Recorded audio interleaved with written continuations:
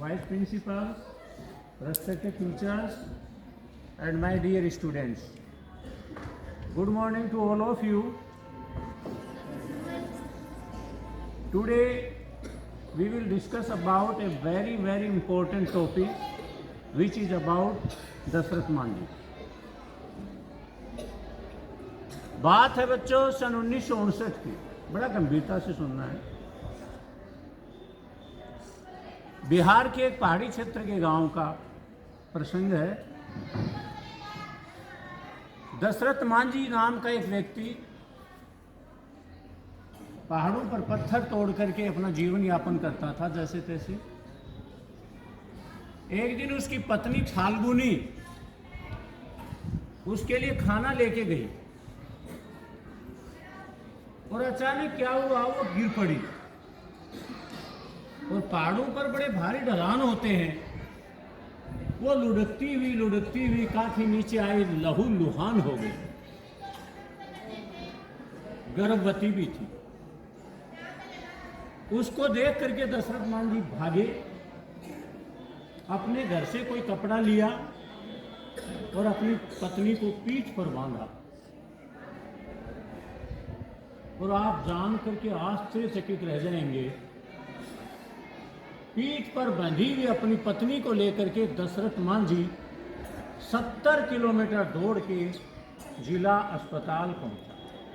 ध्यान से सुनो, 70 किलोमीटर, और पीठ पे पत्नी बंधी हुई। जब अस्पताल में पहुंचे तो डॉक्टर ने देखा और बोले, यू आर ब्रोड डेड, मरी को लेके पहुंचे हुआ। दशरथ मांझी बहुत ज्यादा प्रेम अपनी पत्नी से करते थे। उनके हृदय में बड़ा भारी आघात लगा बच्चों, और जिस वजह से उसकी पत्नी की मौत हुई थी उस वजह को समाप्त करने के लग गए। और दशकों तक छेनी हथौड़ा चला करके 9 मीटर चौड़ा मार्ग बना दिया। जहां पहले 50 या 60 या 70 किलोमीटर का घेरा पार करके पहुंचा जाता था, वहां की दूरी अब मार्ग बना देने के बाद केवल 15 किलोमीटर रही। और दशरथ मांझी ने सोचा, काश ये काम मैंने पहले कर दिया होता तो आज मेरी पत्नी जिंदा होती। हम अगर सोचें अपने बारे में तो जो बच्चे कुछ अलग कर रहे हैं, अच्छे प्रयास कर रहे हैं, उनको परिणाम भी अच्छे मिल रहे हैं। हम प्राय परीक्षाओं से डरते रहते हैं। परीक्षा से डरना नहीं चाहिए। परीक्षा को उसी तरह से लेना चाहिए जैसे हम कोई उत्सव मनाते हैं, होली, दीपावली, या घर में कोई शादी ब्याह का आयोजन होता है। जो समय नजदीक आता है हमारी खुशियां बढ़ती जाती हैं।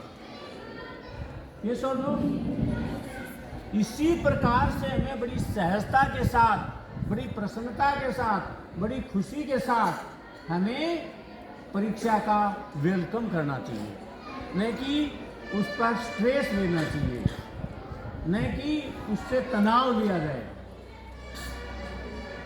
भैया परीक्षा तो होनी है, चाहे खुश होके दे दो चाहे दुखी होके दे दो। खुश होके परीक्षा दोगे तो रिजल्ट भी खुशी युक्त आएंगे, और दुखी होकर के दोगे तो आपकी दिक्कत हो जाएगी। तो इसलिए पहले से ही अपनी इस प्रकार की तैयारी करते जाओ, परीक्षा रूपी फोबिया है ये आप पे हावी ना हो। खूब देखो आराम से, किस जीव का नाम परीक्षा है।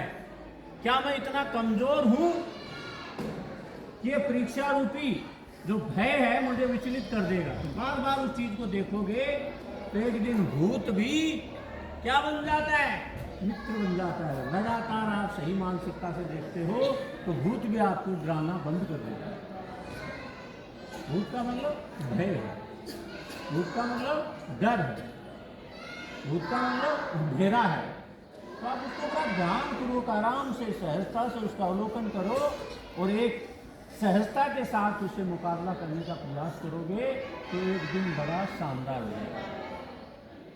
इसलिए हमें हर कार्य सहजता से करना चाहिए। और जैसा भारतीय संस्कृति का मूल मंत्र है, सादा जीवन उच्च विचार, सिंपल लाइफ हाई थिंकिंग। अंकुश बाबू नाखून को मत खा, कुछ नहीं मिलेगा।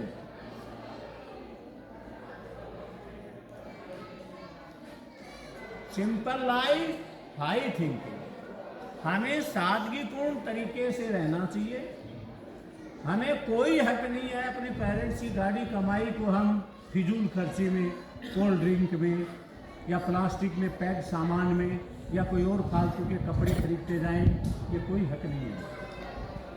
जिस दिन आप कमाने लग जाओ, आप 1 लाख रुपए का सूट भी पहनो, अपने शौक पूरे करो। लेकिन आप सोच के देखो कितना बहुत कठोर परिश्रम करके किन विपरीत परिस्थितियों में तुम्हारे पेरेंट्स धन कमाते हैं और तुम्हें बढ़िया विद्यालय में पढ़ने के लिए भेजते हैं।